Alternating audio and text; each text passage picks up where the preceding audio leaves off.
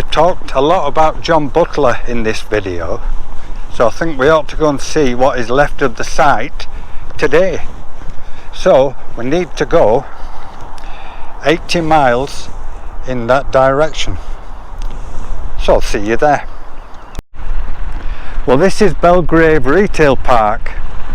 It's the end of the story really, so to go right back to the beginning we need to go across the road and I'll show you what's over there.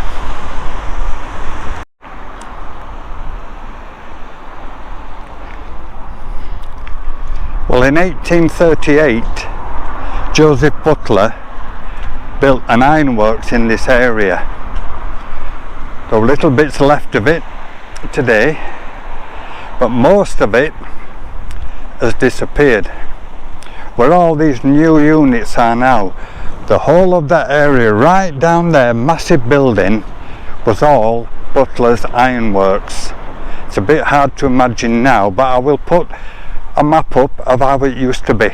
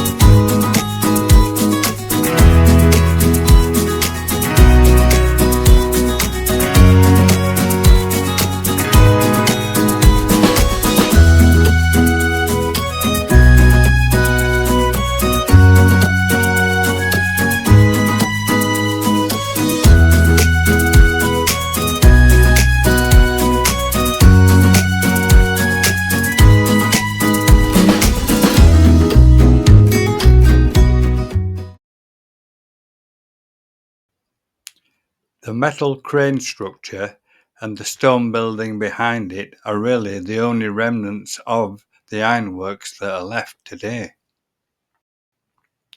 Originally, the crane came further down into the centre of the works, and then all around were railway lines that went to different buildings on the site.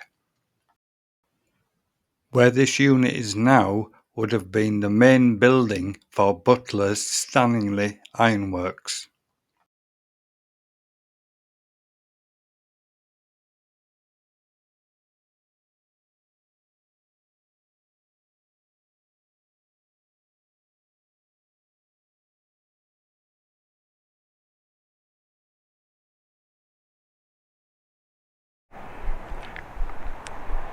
There would be a rail line came out from underneath the crane and it would go down there to different buildings, but also they made one to come up towards the road, so it would swing round and the railway line would be roughly where these bushes are, heading up towards the main road. So the rail line came up there where the bins are and across the road. The thing is, they had no barrier to stop the traffic coming. They had no lights, they just had, you guessed it,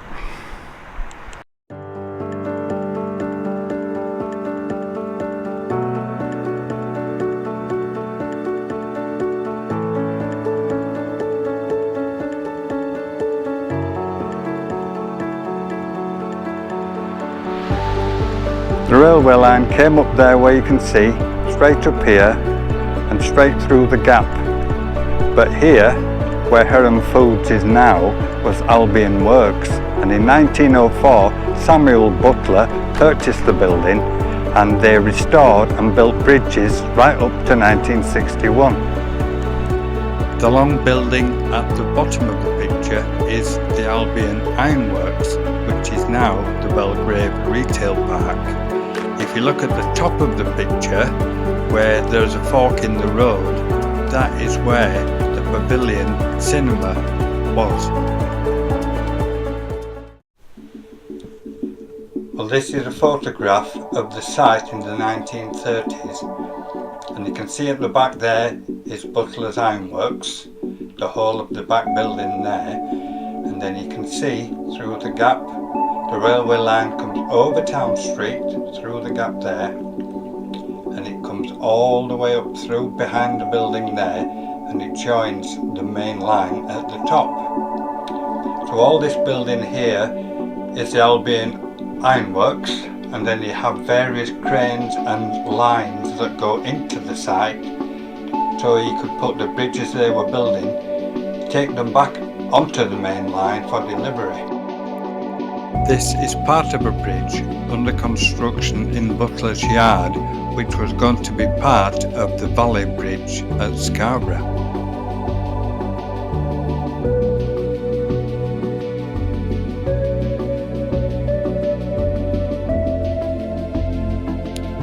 This shows the demolition of part of the Stanningley Ironworks.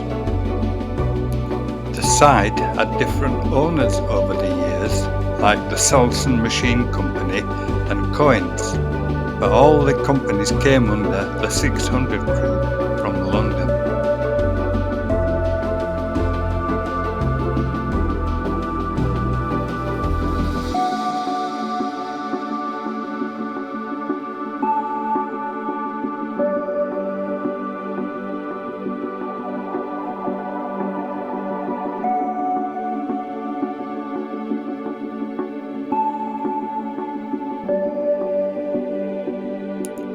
The Butler Company at Albion Works closed in 1961.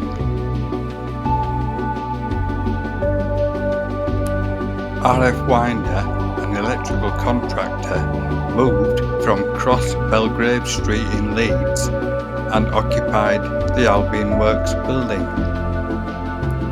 It was then renamed Belgrave Works.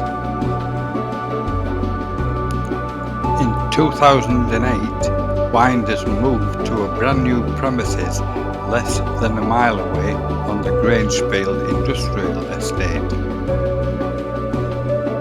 Belgrave Works was demolished and the surrounding area was flattened to make way for the Belgrave Retail Park.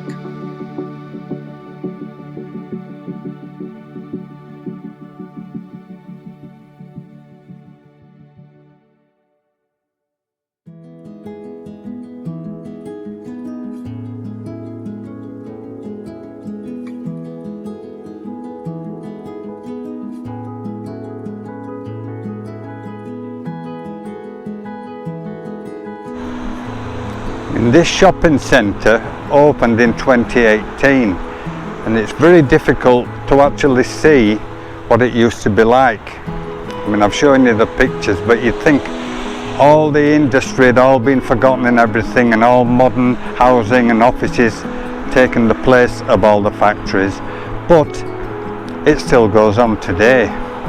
As we speak, there's a bridge between Crossgates and Garforth, which is only a footbridge, and it's grade 2 listed, made by Butlers, but what they want to do is to put electrification in, so the bridge will be removed for a year, renovated and put back a metre higher to allow for the cables to go underneath.